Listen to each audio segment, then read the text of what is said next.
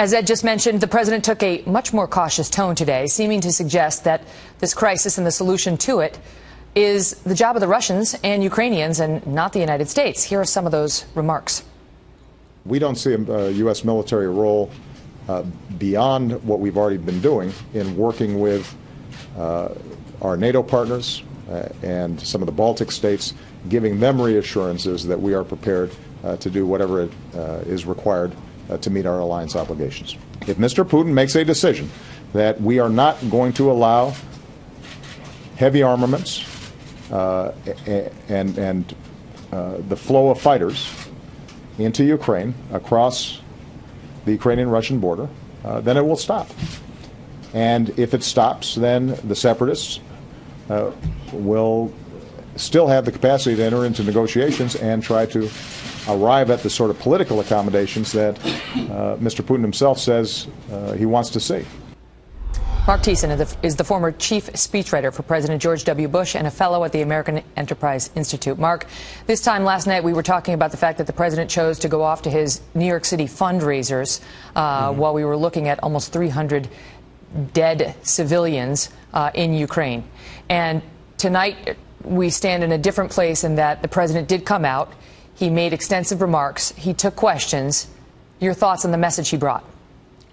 Well, I was struck at the difference between the tone of his statement and the substance of his statement and what Samantha Power set up in the UN. I mean, good for Samantha Power. She went out there and laid out a searing case against Russia, a searing indictment of Russia, and she laid this directly, the responsibility for this act directly where it rests, at Vladimir Putin's feet. She mentioned Putin over and over again. President Obama mentioned Putin once in his prepared statement, saying that he had spoken to him. She laid this right at Putin's feet. And just hold that thought for thought for 1 second, because we have just a little comparison of the two to show the viewers what you're talking about. Watch.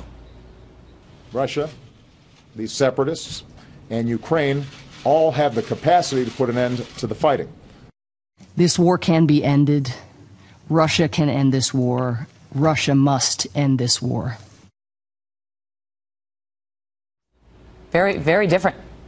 Very different. And she went on to say that Vladimir Putin has come into the UN time and again and promised that he wanted peace. And every single time he has failed to come through, she said he's responsible for this. She laid out details of the weapons that he's been providing. She laid out facts. How does that happen? How is our UN ambassador and our president, how are they so on different pages?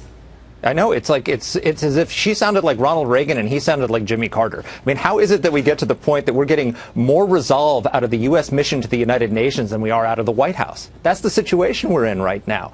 I mean, the president barely mentioned Putin. She lays this all out. She put it right at his feet. Well, this is the kind of statement we should be hearing from the president of the United States, not the UN ambassador. And this is relevant because Mark talked last night, if you missed our program, about how you believe that we've stepped back in the world, you believe we've projected weakness, and you believe weakness is provocative. And you raised the question of, all right, so that's where we are, tonight, meaning last night.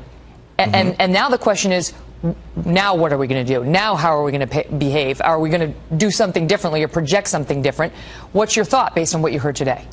Well, exactly. I mean, we're not seeing that shift that we need to see. Look, I'm a former presidential speechwriter, so I know that the president's words are important and they're underwhelming today. But I'm even more less concerned with his rhetoric than his actions. I mean, why did Vladimir Putin feel emboldened to seize Crimea and to arm these separatists who just shut down a passenger plane out of the air? It's because Obama is projecting weakness in the world. His intervention in Ukraine started just a few months after President Obama failed to enforce his red line in Syria. I know you feel a lot of this dates back to Syria. It starts in Damascus.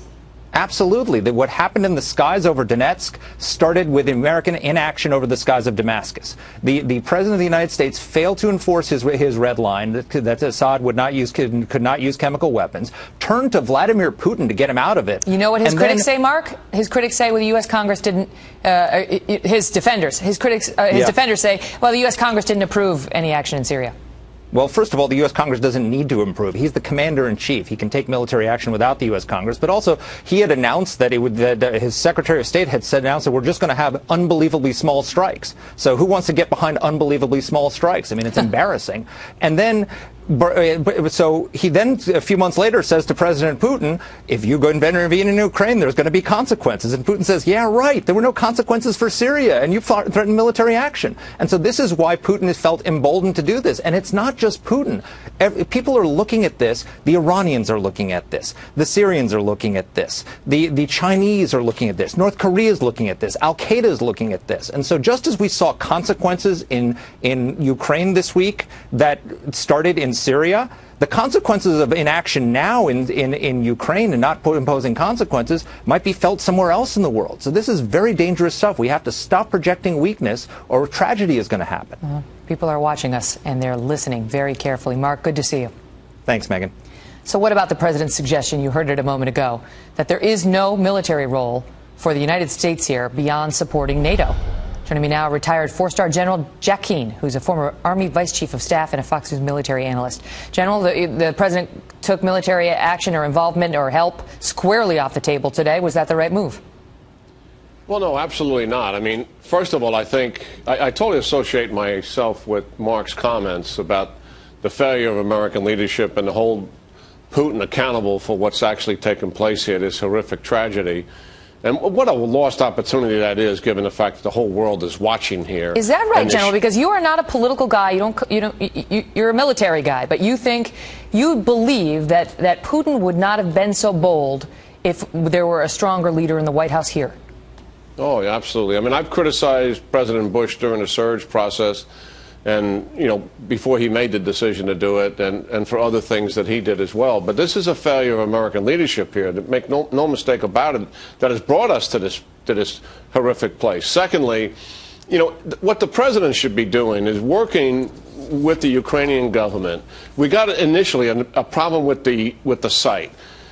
Get the Ukrainian government to invite the Dutch commandos and the Dutch paratroopers in there to help secure the site. Bring the Malaysians in if they need more help. It's their people that are laying out there on that field. They own most of that airplane, not all of it, but the tragedy. And who could stand in the way of something like that being taking place? Secondly, we have got to step up and help the Ukrainians.